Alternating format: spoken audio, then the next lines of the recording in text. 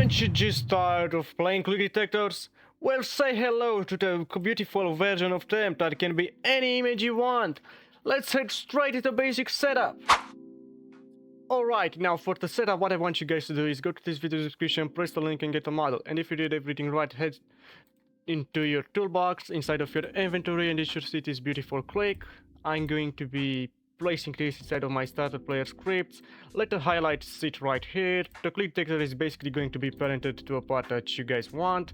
So I'm just going to be creating two parts just so you guys can see why. Now, I'm either going to be creating a click detector for each individual piece and adding this tag CDC and then image ID attribute, which I'm going to do right now, just so you guys can see it's extremely easy to set up. So CDC, yeah, Roblox already recognized it, and it's going to be an image ID string, which I can just add a bunch of junk.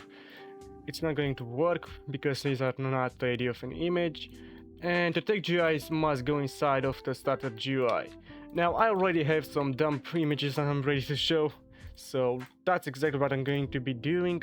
I'm going to be going to my assets. Now I'm going to be copying this ID to the clipboard, and here's the thing, you only need the numbers, you don't need this Roblox asset ID or whatever it's called. Let me just change the maximum activation distance. And for the cursor icon, I would recommend just going to your toolbox and selecting a transparent freaking decal. So let me get this. Damn, these guys are extremely thirsty. Like, we got from Dory Nemo fish as the decal. Who the hell would use that in a game? Yeah, I'm gonna do the same just for the other one. And I'm going to let this image ID be empty, just so you guys can see that it's going to be using this decal, which is going to serve as the default image. I'm going to be hitting play, and wait, do I have the script activity so you guys can see it doesn't really consume that much? And there you go, we have a model to voxel freaking image. Oh, and by the way, this can be any other image that you guys have, so you guys can use Canva or Figma or whatever you guys want. Microsoft Paint, for example, just so you guys can create your wall images for this system and this beautiful tag system.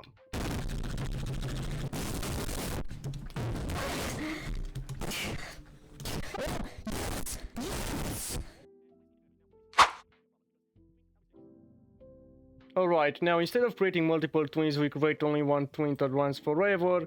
This actually just improves the performance of the code because we no longer need to account for the edge cases and micromanage for each twin that we create. Moving on, the collection service basically automatically detects all of the click detectors tagged with CDC or the tag name, which is basically just going to be right here. And the tag name, this was from my previous recording that I made. Anyway, it's going to be CDC, so all of the click detector tags must match this tag name attribute. And if it contains the tag, then it's going to be wired up to the main logic, where we detect whether the click detector is still being hovered on, and if it is, then we will just set the highlights underneath to the vparents, detect if it has a frame connection, and if it actually does, we're basically just going to be disconnecting it, so this avoids overlapping and some weird loops happening in the background. And we're going to be set our image label visibility to true, and we're going to be calling this assign image function, which basically just reads the string value and assigns an image to the tag image label if it exists. But if it doesn't, then we're just going to be, wait, why do I have insert on? Yeah, I do not know. And as I was saying, it's basically just going to assign the freaking default tag image label, which is just basically the thing that you guys seen in this video, or that value of the tag image. Alright, which is still a string, by the way. And we are also going to be detecting if this attribute change while the player is hovering, and we're going to reassign an image.